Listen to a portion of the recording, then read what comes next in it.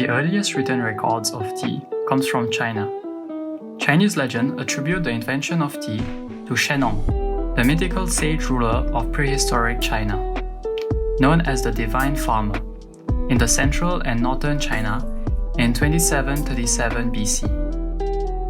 The earliest known physical evidence of tea was discovered in 2016 in the mausoleum of Emperor Jing of Han in Xi'an, indicating that tea from the genus Camellia was drunk by the Han Dynasty emperors as early as the 2nd century BC.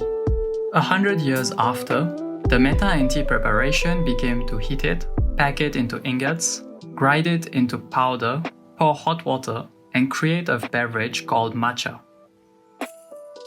During the 16th century, Portuguese priests and merchants introduced it to Europe. Catherine of Braganza took the tea drinking habit to the British court when she married Charles II in 1662. Tea, however, was not widely consumed in Britain until the 18th century and remained expensive until the later part of that period. Tea smuggling led to the general public being able to afford and consume tea. The British government removed the tax on tea, thereby eliminating the smuggling trade by 1785. In the midst of the British Empire's global expansion, interest in the beverage grew. At that point, China still held a virtual monopoly over the tea trade, giving China a great deal of influence over the global economy. By 1700, tea sold for 10 times the cost of coffee. All the while, the tea was only grown in China.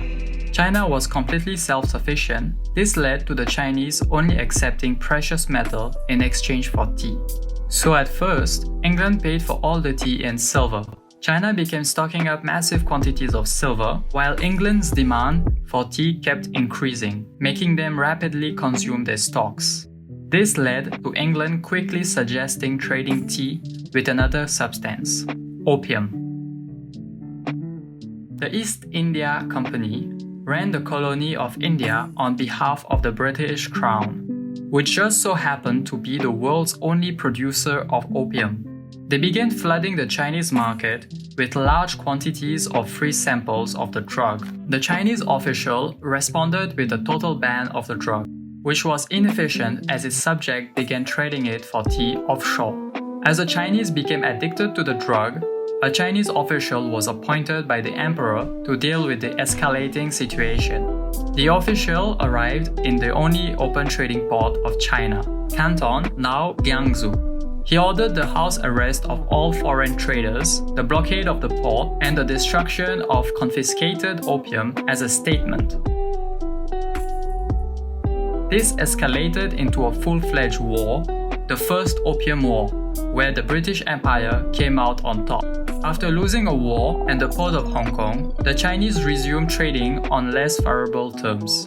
In search of profit and the increase in competition, with newly formed trading organization, the East Indian Company hired the Scottish botanist Robert Fortune to covertly infiltrate the tea-producing region of China.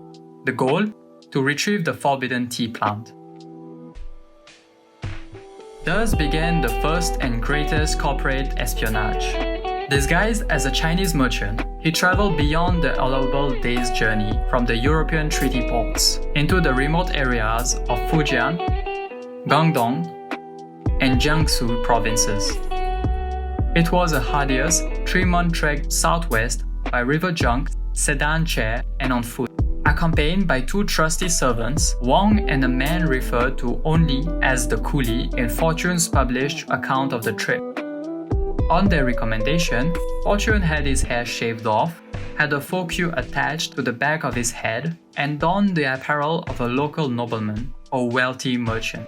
"I am Chinese, from a distant province, beyond the Great Wall," he would assure local folks in faltering Chinese.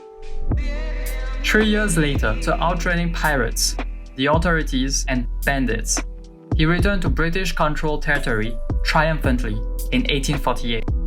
7 years after, in 1856, the first harvest outside China took place in the hills of Darjeeling, simultaneously breaking the Chinese monopoly on tea and overtaking it in quantity and quality for the next century. Next week, we'll be taking a closer look at tea itself.